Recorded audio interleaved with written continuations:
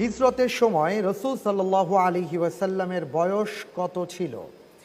ক 50 বছর, খ 51 বছর, গ 52 বছর, ঘ 53 বছর।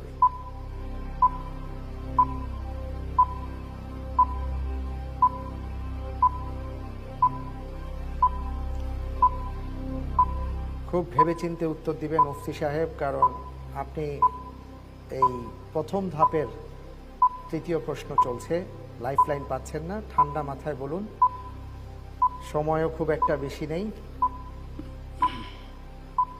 ঘ 53 বছর। ঘ 53 বছর। আমি কি লক করে দেব না চিন্তা করবেন? জি, লক করে দিন। লক করে দেওয়া হোক 53 বছর। আপনি উত্তর দিয়েছেন 53 বছর। আমরা জানতে চাই উত্তরটি সঠিক হয়েছে কিনা। উত্তর বলছে